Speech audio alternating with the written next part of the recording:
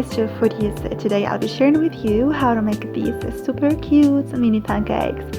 They are very light, fluffy and delicious, especially with these toppings.